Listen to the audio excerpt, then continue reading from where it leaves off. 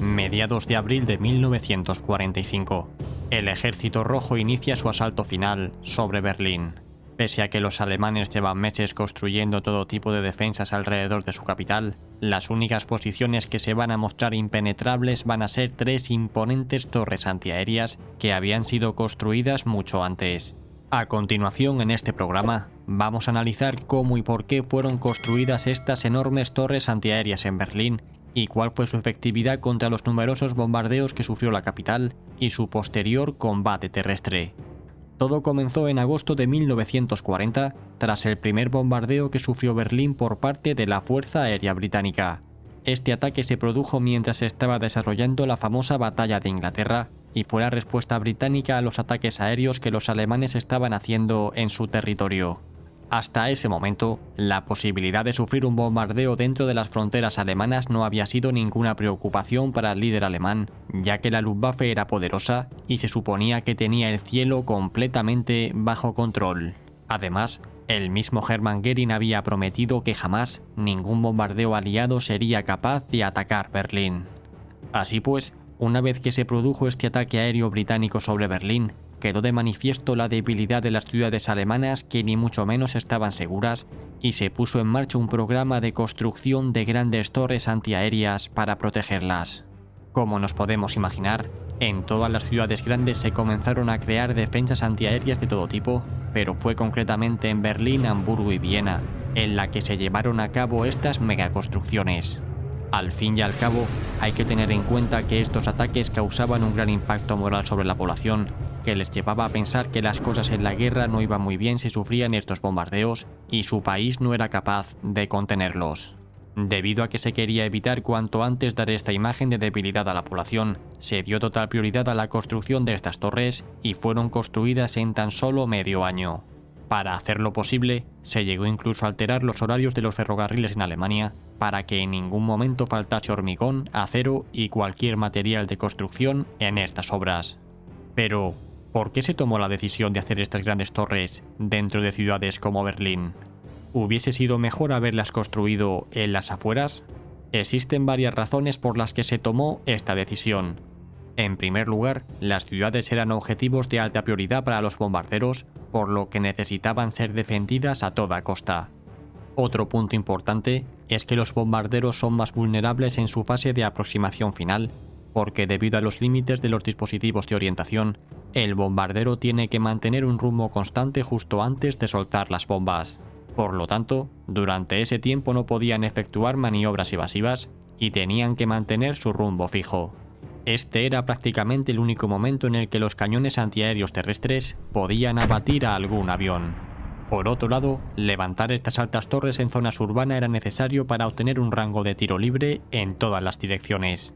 Además, se necesitaban sistemas de control de incendios y estaciones de radar, por lo que ponerlos en una torre tenía mucho sentido.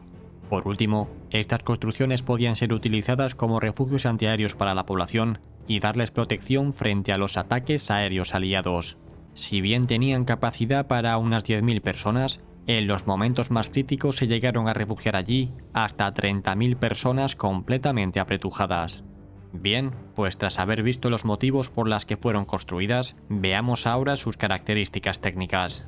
Terminadas entre mediados de 1941 y principios de 1942, las enormes torres antiaéreas de Berlín medían 55 metros de altura y tenían paredes de hormigón de 3,5 metros de grosor y se consideraban invulnerables a cualquier ataque aéreo enemigo. Del mismo modo, también fueron invulnerables al fuego de la artillería soviética durante la Batalla de Berlín. Cada torre era capaz de mantener una cadencia de fuego de 8.000 disparos por minuto gracias a sus múltiples cañones a varios niveles, con un rango de hasta 14 kilómetros en campo de visión de 360 grados. Sin embargo, de todo su arsenal, que incluía armas del calibre 20 hasta las de 128 milímetros, solo estas últimas tenían un alcance efectivo capaz de defenderse de los bombardeos pesados de la RAF. Así pues, sus cañones más temidos eran los gemelos Flak de 128, capaces de disparar unos 20 proyectiles por minuto. De forma general, había uno de estos en cada una de las esquinas de la torre, lo que hace un total de 4. Además de estos potentes cañones, Había otros de 105 o de 88 milímetros, a lo que se le añaden los flak de calibre 20 que solo servían si los aviones volaban a baja altura. Sin embargo, los éxitos de estos sistemas defensivos fueron bastante caros. Los propios intendentes de la Luftwaffe hicieron unos cálculos en su época y estimaron lo siguiente. Por cada avión derribado con un cañón de 88 milímetros se necesitaron unos 12.000 disparos. Por cada avión derribado con un cañón de 105 milímetros se necesitaron unos 6.000 disparos. Y por último, por cada avión abatido con un cañón de 128 milímetros se necesitaron cerca de 3.000 disparos. Estos números nos sirven para hacernos una idea de la gran cantidad de munición que necesitaban estas baterías antiaéreas. En cualquier caso, hay que decir que era bastante más complicado darle a un avión que volaba a gran altura, y en la mayoría de ocasiones durante la noche, que a los aviones que se acercaban más a tierra. Estas supertorres estaban ubicadas en los alrededores del centro de Berlín, creando un triángulo entre ellas. De forma aproximada, la puerta de Brandenburgo estaba en el medio de estas tres torres antiaéreas de Berlín. A medida que fue avanzando la guerra y se necesitaban soldados mayores en el frente, muchas de las funciones de la defensa antiaérea fueron pasando a las manos de los chicos de las juventudes hitlerianas.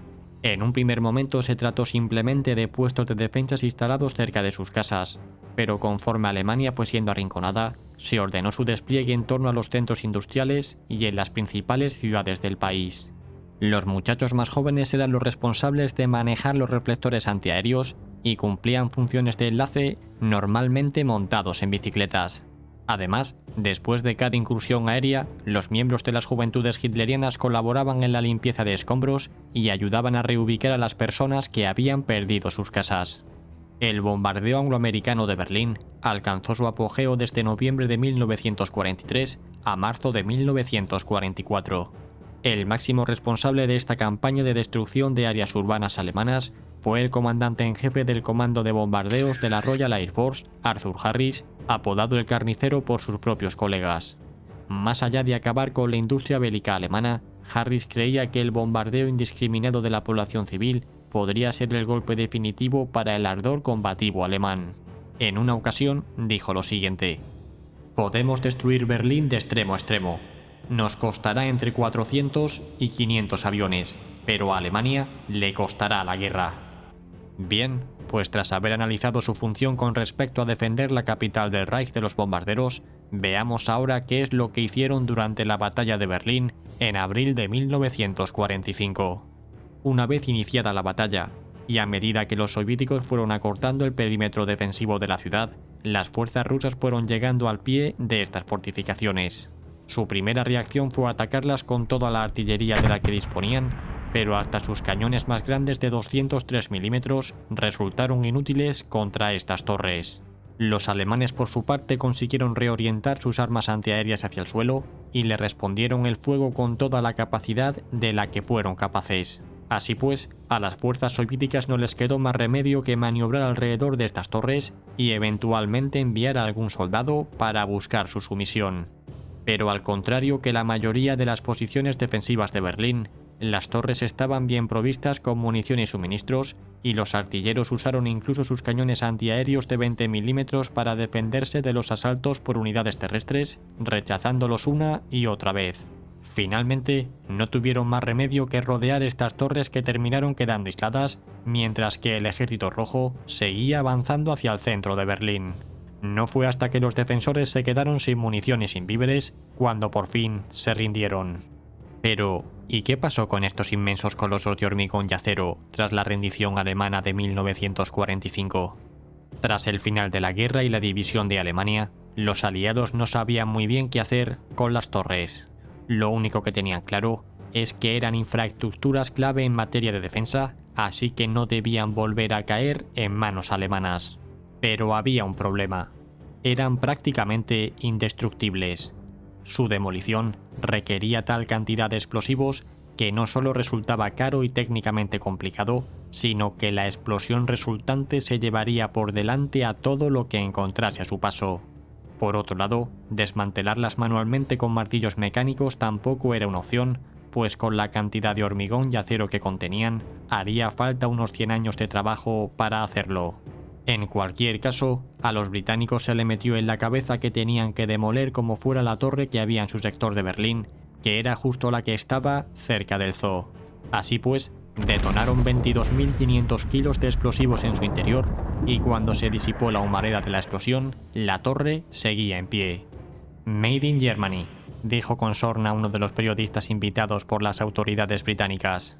Un segundo intento también fracasó, y solo un tercero, con la friolera de 35.300 kilos de explosivos, consiguió derribar la torre, aunque solo consiguieron partir el edificio en varios trozos.